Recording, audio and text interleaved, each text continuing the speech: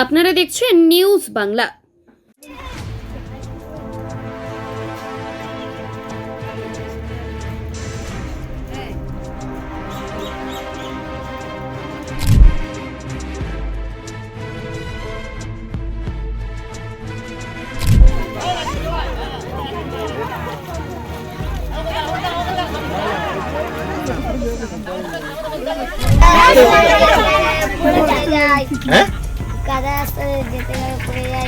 দক্ষিণ চব্বিশ পরগনার কল্পিতে রাস্তাঘাটে দুরবস্থা, ভোট বয়কটের হুঁশিয়ারি স্থানীয়দের।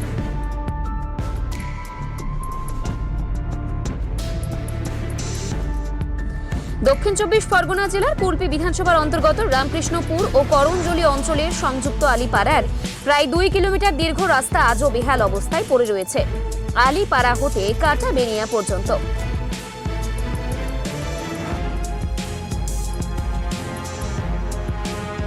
রাস্তার দুপাশে প্রায় একাধিক পরিবার বসবাস করে। এই রাস্তা দিয়ে একাধিক গ্রামের মানুষ যাতায়াত করে। করঞ্জলি বাজার, কল্পি বিভিন্ন জায়গা যেতে গেলে এই রাস্তা দিয়ে মানুষকে যেতে হয়। প্রতিদিন এই রাস্তা দিয়েই মানুষের যাতায়াত করতে হয়। স্থানীয়দের অভিযোগ, বিশেষ করে বর্ষাকালে রাস্তা এতটাই কাদায় ভরে যায় যে স্কুল পড়ুয়া ছেলে মেয়েদের স্কুলে যেতে ভোগান্তির শেষ থাকে না। বহুবার পড়ে গিয়ে শিশুদের হাত পা ভাঙার ঘটনাও ঘটেছে।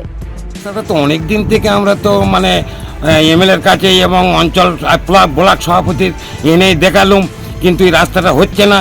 এই রাস্তার জন্য আমরা অনেক লোক দুর্ভোগে আছি। 75 থেকে 80টা ভোটার আমরা আছি এবং প্রায় 35-40 ঘর মানুষ আমরা, এবং সেইভাবে আমরা তো চলতে পারছি না।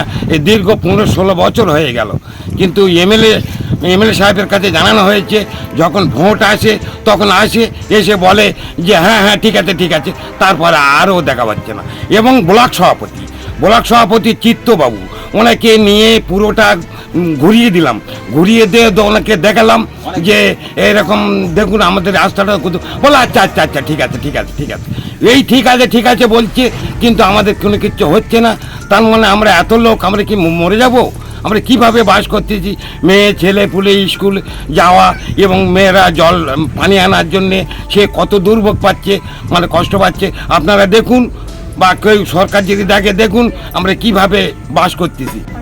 আমাদের এই রাস্তার তারে আমরা কি অবস্থায় আছি তার ঠিক নেই। আমরা মোটর যেতে পারতেছি না, ছাবাল্লা স্কুল পাশাল সে কিছু করতে পারতেছে না। পঞ্চায়েতে জানানো হয়েছে? হ্যাঁ, অঞ্চলে বারবার জানানো হয়েছিল। এখানটায় উনি নিজেই আসছিল। আচ্ছা, ওই ওনার নাম এমএলএ সাহেব নিজে এখানটায় রাস্তা এসে দেখে গেছে, তেমন আমাদের কিছু করতেছে না। ভোটগুলো সব নেবে 60-70টা, আমাদের 80টার মতন ভোট আছে। ভোট নিয়ে তেমন আমাদের কোনো রাস্তার কোনো ব্যবস্থা করতেছে না। আমরা কি অবস্থায় আছি, আমাদের পায়ে হাজা হয়ে যাচ্ছে, তেমন আমাদের রাস্তার ব্যবস্থা কিছু করতেছে না। খালি ভোট নিচ্ছে আর ওই চলে যাচ্ছে। আমরা এরকম করে আমরা কতদিন আর চলবো? অসুস্থ রোগীদের হাসপাতালে নিয়ে যেতে প্রচন্ড সমস্যার মুখোমুখি হতে হয়। এমনকি জরুরি পরিস্থিতিতে গাড়ি ঢুকতে না পারায় গর্ভবতী মহিলাদের খাটিয়ায় করে অন্য জায়গায় নিয়ে যেতে হয়েছে। পাকা চাই, রাস্তাটা হচ্ছে না, রাস্তা ছিঁড়ে হয়ে যাচ্ছে। এই রাস্তাটা যেমন পাকা চাই। এই রাস্তার বিক্ষোভ এই কারণে। কি দিয়ে বিক্ষোভ করছেন? কি দিয়ে? রোয়া দিয়ে বিক্ষোভ করছি। কেন রুইছেন কেন? রাস্তা হচ্ছে না। এত এমএলএ আসছে, এত সভাপতি আসছে, তারা সবার দেখে যাচ্ছে, প্রতিশ্রুতি দিচ্ছে এই রাস্তাটা করবো, তারপর রাস্তা করছে না। ভোট হয়ে যাচ্ছে, চলে যাচ্ছে, আর কোনো রাস্তা না। কি নাম আপনার? আমার নাম আমিনুদ্দিন মোল্লা।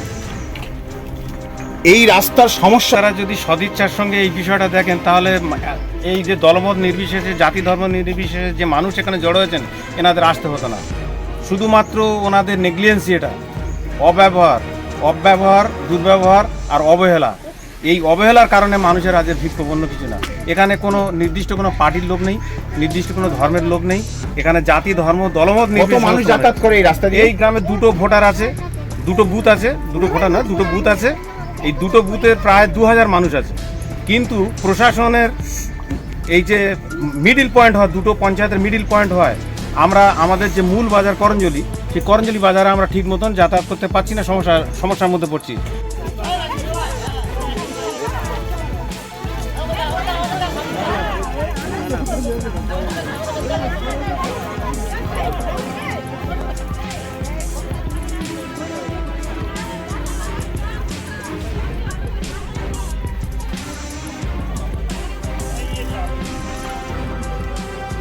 বিক্ষোভ হচ্ছে আমাদের দীর্ঘদিন এই রাস্তাটা হচ্ছে না। বর্ষার সময় এই রাস্তা মোটেও চলার উপযোগী নয়। এত করে কাদা কি বলবো, আর আমাদের এত পরিস্থিতি খারাপ হয়ে যায়, একটা কোনো জায়গায় যেতে গেলে আমরা পড়ে গেলে সেই জায়গাটায় যাওয়া নষ্ট হয়ে যায়, ফের আবার দিবি বাড়িয়ে বসে থাকতে হয়। আমাদের অনেক রকম সমস্যা হচ্ছে, কাজে যাওয়া থেকে শুরু করে বিভিন্ন সমস্যা। এই যে রাস্তার উপরে তোলা করে বিক্ষোভ দেখাচ্ছে, তো এই রাস্তায় আমাদের চলার আর উপযোগী নেই, সেখানে আমরা চাষ করে অন্তত খাই, কি করব? এই রাস্তায় মানুষ চলতে পারে না, এই জন্য চাষের উপযোগী হয়েছে, তাই আমরা আজকে চাষ করি। রাস্তার জন্য বিয়ে হ্যাঁ। বন্ধ হয়ে গেছে, কি কারণে ছিল? এই রিসেন্টলি আমার একটা এসেছিল, সম্পর্ক এসেছিল, তারা এসে বলে গেছে, বলে সব ঠিক আছে, কিন্তু এই রাস্তায় কোনো মানুষ চলে না, যেখানে আমরা এই রাস্তায় কি করে একটা কুটুম্ব বিয়ে করতে পারি। অভিযোগ সমস্যার কথা বারবার পঞ্চায়েত ভিডিও অফিস এবং বিধায়কের কাছে জানিয়েও কোনো ফল মেলেনি। স্থানীয় বাসিন্দাদের ক্ষোভ, নির্বাচনের সময় রাজনৈতিক নেতারা এসে প্রতিশ্রুতি দেন, কিন্তু ভোট শেষ হলে কেউ আর খোঁজ খবর নেন না। সমস্যা একটা আছে, সেটা হচ্ছে রাস্তাটা দুটো অঞ্চলের মধ্যে পড়ে, একটা করণজলি, একটা রামকৃষ্ণপুর অঞ্চল। এই দুটো অঞ্চলে পড়ায় স্কিমটা অর্ধেক হয়ে যাচ্ছে। তো দুটো অঞ্চল গেলবারে ওরা স্কিম ধরেছিল, কিন্তু আলাদা আলাদা করে তো স্কিম ধরতে পারবে না। কিন্তু আমরা এই রাস্তাটা পথশ্রী করে দিয়েছিলাম, রাস্তাটা পথশ্রী করে নামও আছে। এখন বিষয়টা হচ্ছে ওই রাস্তাটা বেহাল দশা হওয়ার কারণ, এই রাস্তাটা কিন্তু মানুষের যে ঘরবাড়িটা এখন তৈরি হয়েছে নতুন করে, ওখানে বেশ কিছু মানুষ ঘরবাড়ি করে রয়েছে, এটা নিশ্চিত, এবং তাদের যাতায়াতের সমস্যা হচ্ছে, এটা বাস্তব। আমরা ওই রাস্তার মধ্যে গেছি, কিন্তু আমি আবারও বলছি যে আমরা এই রাস্তা পথশ্রী প্রকল্পে এই রাস্তার নাম নথিভুক্ত করেছি। সরকার পথশ্রী প্রকল্প শুরু করার সঙ্গে সঙ্গে এই রাস্তাটা আমরা কিছুদিন মতো করে দিতে পারবো, এটা নিশ্চিত। মানুষ এইভাবে যাতায়াত করতে পারে না, এটা মাননীয় মুখ্যমন্ত্রী তিনি নিজেই চাইছেন মানুষের সুবিধার্থে সব কিছু করে দিতে হবে। আমরা এই রাস্তার প্রকল্প বা এই রাস্তার নাম পথশ্রীকে দিয়েছি, পথশ্রীকে নাম হয়েছে, কাজ শুরু করার কথা বললেই নিশ্চিত আমরা এই কাজ শুরু করে দিতে পারবো। কত কিলোমিটার রাস্তা? প্রায় 2 কিলোমিটার। এটা কোথা থেকে কোথায় জুড়েছে? অ্যাকচুয়ালি কাঁটামিনা থেকে আলিপাড়া। তো এই যে এলাকার মানুষ, স্কুল ছাত্রছাত্রীরা যাচ্ছে, পড়ে যাচ্ছে, তো এটা তো দীর্ঘদিনের সমস্যা। না, দীর্ঘদিনের না, বিষয়টা এটা বলা ঠিক না, দীর্ঘদিনের না। রাস্তাটা অ্যাকচুয়ালি আপনারাও তো গিয়েছেন, দেখবেন একটু মাঠের মধ্যেখান থেকে যে রাস্তাটা, এখন মানুষ ঘরদোর করে ফেলেছে ওইখানে, তারা যাতায়াত করছে। কাঁটাবেনিতে বেশ কিছু লোক, আর ওদিকে আলিপাড়া বেশ কিছু লোক, যারা উঠে এসে ঘরবাড়ি করেছে, তাদের সমস্যা ব্যাপক হচ্ছে। নিশ্চিত মানুষের যে যেখানে থাকে রাস্তাটা করতে হবে, এটা আমাদের বদ্ধপরিকর থাকতে হবে, এবং রাস্তাটা করার ক্ষেত্রে আমাদের যে উদ্যোগ আছে, নিশ্চিত করে আপনি নিশ্চিত থাকুন, পথশ্রীতে আমাদের এই রাস্তাটার নাম আছে।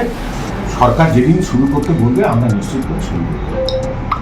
অবশেষে ক্ষুব্ধ গ্রামবাসীরা জানিয়েছেন, আগামী নির্বাচনে তারা ভোট বয়কটের ডাক দিতে বাধ্য হবেন যদি দ্রুত রাস্তা সংস্কার না হয়। Bureau report, news Bangla.